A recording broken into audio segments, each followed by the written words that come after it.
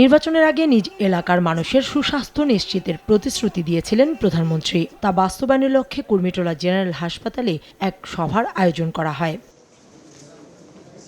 মঙ্গলবার অনুষ্ঠানে স্বাস্থ্য ও তথ্যমন্ত্রী ছাড়াও উপস্থিত ছিলেন প্রধানমন্ত্রী পত্নী ডাক্তার জুবাইদা রহমান।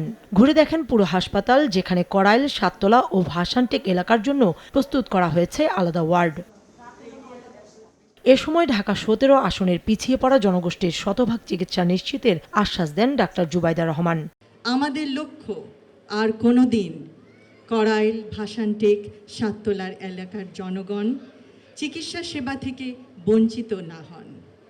নবজাতক শিশু থেকে শুরু করে বয়োবৃদ্ধ পর্যন্ত সকলেই যেন সুচিকিৎসা পান। অন্তঃসত্ত্বা মা বোনেরা জটিল সমস্যারও চিকিৎসা সহজে ও দ্রুত পান। আলোচনা সভায় অংশ নিয়ে স্বচ্ছতা, দায়বদ্ধতা এবং সততার সঙ্গে মানুষের সেবা করার নির্দেশ দেন স্বাস্থ্যমন্ত্রী। পাশাপাশি সমতা রক্ষার আহ্বান জানান তথ্যমন্ত্রী। আমাদেরকে ইন্টিগ্রিটির সাথে, অনেস্টির সাথে জনগণের সেবা করতে হবে। অনেস্টি শুধু ফিনান্সিয়াল অনেস্টি না, আমাদের আচার আচরণে অনেস্টি থাকতে হবে।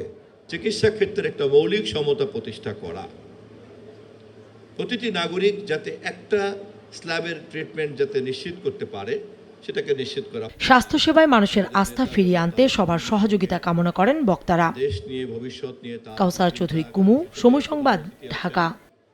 আমাদের দেশের বিশিষ্ট